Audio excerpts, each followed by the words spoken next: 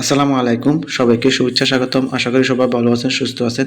প্রিয় প্রিয় শিক্ষক মণ্ডলী, আমরা জানি যে ইতিমধ্যে এমপিভুক্ত শিক্ষকদের EFTT বেতন প্রসেস চালু হয়েছে। এর মধ্যে প্রথম ধাপে আমরা 1,49,000 শিক্ষক পাইছি, দ্বিতীয় ধাপে 67,644 জন। যদিও এই 67,644 জনের টাকা এখনো ব্যাংকে অ্যাকাউন্টে যোগ হয়নি।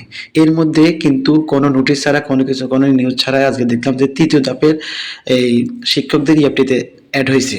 তো সেটার জন্য আমরা এখন আপনাদের প্রতিষ্ঠানে যদি কার অ্যাড হয়েছে বা কোন শিক্ষক EFTতে অ্যাড হয়েছে সেটা এই বেতন প্রসেসের জন্য সেটা চেক করার জন্য আপনার ফার্স্ট আপনার যে ক্রোম ব্রাউজারে চলে যাব।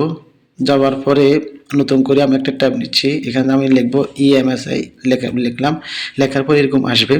তো এরকম ইন্টারফেস আসার পরে আপনি এখানে ক্লিক করবেন।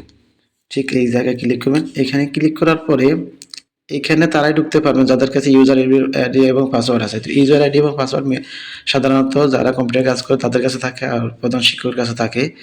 তো আপনাদের প্রতিষ্ঠানে কোন শিক্ষক EFTতে অ্যাড হয়েছে তৃতীয় ধাপে, তো সেটা চেক করার জন্য আপনারা যাদের কাছে ইউজার আইডি এবং পাসওয়ার্ড আছে তাদের মাধ্যমে সাহায্য নিয়ে চেক করতে পারেন যে আপনাদের নাম আসছে কিনা। তারা তৃতীয় ধাপের জন্য অপেক্ষমান। যে এই যে এখানে ক্লিক করবেন।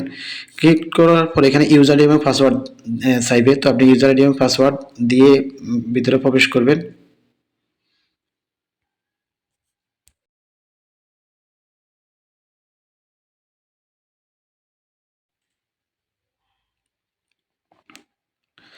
তো ইউজার আইডি এবং পাসওয়ার্ড দিয়ে আমি এখানে প্রবেশ করছি।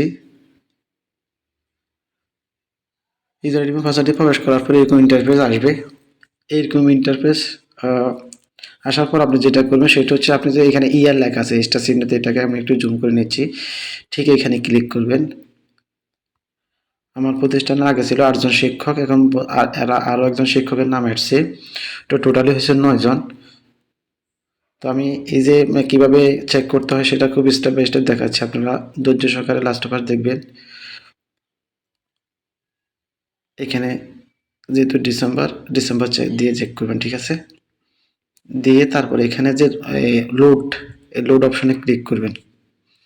এখানে লোড অপশনে ক্লিক করবেন।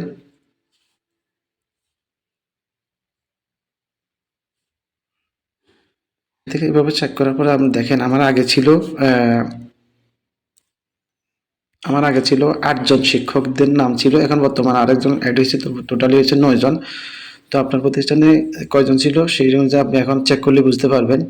তো তৃতীয় ধাপে যারা পাইছেন তার নাম ইনক্লুড হয়েছে, তারাও এখনো অ্যাকাউন্টে বেতন প্রবেশ করে নাই বা ঢুকবে না, জমা হবে না। কারণটা হচ্ছে আপনার এখনো দ্বিতীয় ধাপ যারা হচ্ছে তাদেরটাও আসে নাই। তো কারো মেসেজ আসবে না আপনাদের কাছে যদি এই বেতন আসছে কিনা সেটা মেসেজ ছাড়াও যদি চেক করতে চান, সেটা হচ্ছে যে যারা যে ব্যাংক আছেন ওই ব্যাংকের ইন্ডিভিজুয়ালি একটা অ্যাপস আছে, ওই অ্যাপসের মাধ্যমে জানতে পারেন। যেমন আমরা জনতা ব্যাংকের আন্ডারে, তো জনতা ব্যাংকের আমরা এই জনতা অ্যাপসটা ইউজ করে থাকি। যে এই জনতা অ্যাপস, এই জনতা এইটা আই ব্যাংকিং এর জন্য। তো এখান থেকে এটার মাধ্যমে আপনি চেক করতে পারবেন যে আপনার অ্যাকাউন্টে টাকা আসছে কিনা। তো প্রিয় শিক্ষক মণ্ডলী, যারা ওদের আগ্রহে বসেছিলেন যে তৃতীয় ধাপে কাদের নাম আসছে বা কারা আসবে, কখন আসবে, নোটিশ ছাড়া হয়তো আজকে ইনক্লুড করে দিছে। তো আপনারা প্রধান শিক্ষক এর মাধ্যমে ইউজার পাসওয়ার্ড দিয়ে চেক করে নেন যে কাদের নাম আসছে, কোন শিক্ষকের নাম আসছে। তো ঠিক আছে, ভালো থাকবেন, সুস্থ থাকবেন। আল্লাহ হাফেজ।